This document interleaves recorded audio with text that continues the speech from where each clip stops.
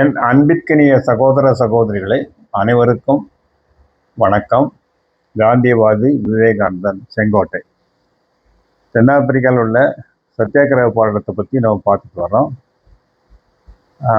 போன பதிலெல்லாம் எப்படி துவங்கப்பட்டது, எப்படி காந்திஜியினுடைய அணுகுமுறை இருந்தது, ஒரு யாரெல்லாம் தியாகம் பண்ண வேணுமோ அவங்கெல்லாம் இந்த போராட்டத்தில் வரலாம்.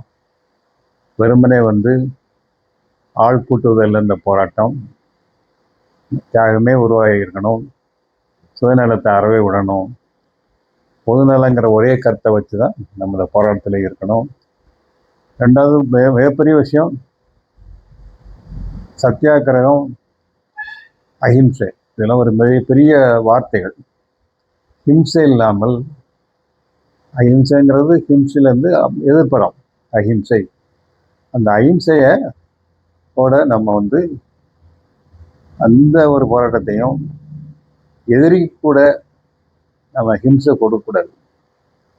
அதெல்லாம் பின்னால் இந்திய வரலாறுல நிறைய விஷயத்தை நம்ம பார்க்கலாம். நிறைய அந்த மாதிரி ஒரு சந்தர்ப்பம் அவருக்கு வந்தது. அப்போ கூட அவர் ஹிம்சையை விரும்பலை.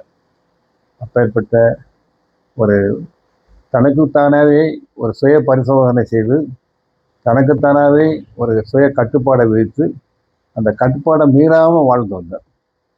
இதுக்கிடையில் கஸ்தூர்பா காந்தி, நியாயமாக சொல்லப்போனால் அவருக்கு ஒரு வயசு காந்தியை விட அவருக்கு அதிகம். பாலிய திருமணம், 2 பேருமே சேர்ந்து 13-14 வயசுல திருமணம் ஆயிடுச்சு. அப்போ அன்னைக்கு பாலிய திருமணம் நடந்த காலங்கள். அப்போ அந்த வயசுல தென்னாப்பிரிக்கா போகும்போது ஓரளவு 2 பேருமே கொஞ்சம் அடல்ட் ஆகிட்டாங்க. அப்போ அவர் சொல்றாரு, நீ இந்த போராட்டத்தில் இருக்கணும்னா கொஞ்சம் கூட உனக்கு சுயநலம் இருக்கக்கூடாது, பொதுநலம் மட்டும்தான் இருக்கணும் அப்படின்னு சொல்றாரு. நீங்க என்ன வழியை சொல்றீங்களோ அது நான் வரேன்னு சொன்னாங்க. பிள்ளையாடி வள்ளியம்மையை பற்றி நம்ம சொல்லணும்னா, அது சின்ன பொண்ணு, அப்படி இருந்தாலும் தன்னுடைய தியாகத்தை முழுவதுமே காந்திக்கு அர்ப்பணித்தாங்க. அவன் கடைசியில் உடம்புக்கு சரியில்லாமல் போய் ஒரு படுகை, அந்த பொண்ணு படுக்கையில் இருக்கும்போது, இவ்வளவு பெரிய சத்தியாகிரக போராட்டம் உனக்கு வேணுமாமா, கொஞ்சம் ஓய்வு எடுத்து பின்னால் செய்யலாமேன்னொன்னு, அதெல்லாம் இல்லை காந்திஜி, நீங்கள் எந்த வழியில் போகிறீங்களோ அந்த வழியில் கடுமையாக நான் போராடுவேன், இதுக்காக எவ்வளவு நோய் நொடி வந்தாலும் தாங்குவேன் என்று சொல்லி சுருக்கமாக சொல்கிறாரு. அடுத்த எபிசோடு நாளை பார்ப்போம்.